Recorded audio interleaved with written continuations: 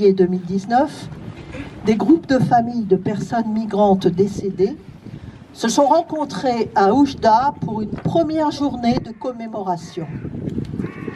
Cet événement est devenu un symbole des politiques migratoires meurtrières aux frontières. C'est ainsi que la commémoration a vu le jour. Nous la reproduisons chaque année pour rendre hommage à ces morts sans sépulture. C'est une journée internationale célébrée à de nombreux endroits en France et dans le monde, au bord de la Méditerranée, de la Manche, dans les Alpes, mais aussi au Royaume-Uni, en Allemagne.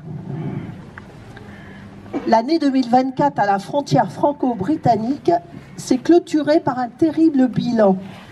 Plus de 80 personnes, le chiffre augmente chaque année, des hommes, des femmes, des enfants, sont décédés pour la grande majorité suite à des tentatives de traversée de la Manche dans des embarcations de fortune ou à cause de conditions de vie imposées.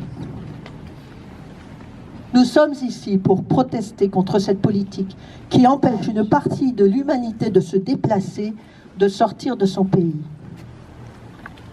Les politiques menées par les ministres de l'Intérieur successifs n'ont fait qu'aggraver la situation. Et les annonces récentes du ministre Bruno Retailleau à la demande de Madame Bouchard de créer un délit de séjour irrégulier à Calais sont abjectes. Elles ne produiront que davantage d'isolement, de mise en danger et renforceront la fracture d'humanité dont nous sommes les témoins à Calais et sur le littoral. Les noms que vous voyez inscrits sur les ardoises ne sont pas des statistiques. Ils évoquent des hommes, des femmes, des enfants disparus au fond de la mer, sans sépulture et bien souvent dans l'anonymat. Ces vêtements, ces mains levées, figurent les 90 morts en Manche en 2024. Le message SOS est lancé au monde entier.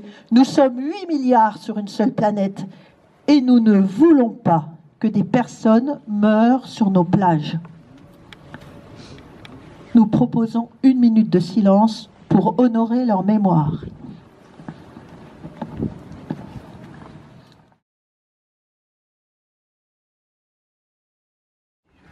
Je vais vous lire un extrait d'un texte de Leila Slimani. On nous parle encore et encore d'immigration, d'identité, d'invasion. Mais sait-on seulement de quoi on nous parle? Oui, de quoi parlent nos hommes politiques quand ils répètent à envie que l'immigration est un danger ou que l'immigration n'est pas une chance? Dans leur bouche, ce terme d'immigration ne veut plus rien dire. Il a perdu sa complexité pour n'être plus qu'un slogan, une caricature qui déclenche chez certains des réactions de peur ou de rejet. Ces derniers temps, on peut se sentir désespéré, tant les discours haineux ont gagné du terrain, tant les phénomènes migratoires sont l'objet de contre-vérités ou de manipulations. On a envie de hurler face aux propos désamusants d'un Donald Trump ou au marchandage infamant d'une Giorgia Meloni. On se sent épuisé face à ceux qui nous traitent de bisounours ou d'imbéciles parce qu'on continue de défendre l'humanisme et l'hospitalité. Derrière ce mot d'immigration se cachent des hommes, des femmes, des enfants, des êtres humains comme vous et moi, qui fuient la guerre, la misère, les persécutions, les catastrophes naturelles ou simplement la fatalité. Derrière ce mot, il y a une réalité si vaste qu'elle est impossible à circonscrire. Il y a toute la vie humaine, il y a notre monde tel qu'il va. Toutes les histoires commencent par « et si ?» Et si j'étais né ailleurs que dans ce pays? Et si je n'avais pas eu le droit de faire des études? Si je n'avais pas eu les moyens de me soigner? Si j'étais né du mauvais côté, est-ce que je pourrais compter sur une main secourable? Il y a ceux qui portent assistance aux hommes et aux femmes qui se noient, sans leur demander leur passeport, sans poser de conditions. Grâce à eux, notre continent n'a pas encore totalement sombré dans l'ignominie et ils maintiennent en vie nos idéaux de fraternité, de dignité, d'humanisme. Croire encore à l'empathie, au devoir d'assistance qui lie tout être humain à un autre être humain qui souffre, c'est résister au populisme et à l'indifférence. Elles et ils n'avaient que leur corps pour unique bagage. Elles et ils sont allés par les routes, les déserts, les villes, les mers, les paysages. Kilomètre après kilomètre, à pied, en vélo, en voiture, en train, en avion, en bateau, à la nage. Ces êtres humains, ces enfants, ces femmes, ces hommes sont partis, le cœur à l'ouvrage, oui, le cœur à l'ouvrage, vers nos Eldorados, nos rivages. Adieu la famille, les amis, la faim, la soif, l'injustice, la persécution, la guerre et ses carnages. J'imagine qu'il en faut du courage pour tout quitter malgré la peur de l'inconnu, de la violence du naufrage. J'imagine qu'au-delà de la terreur, il en faut de vivre la rage.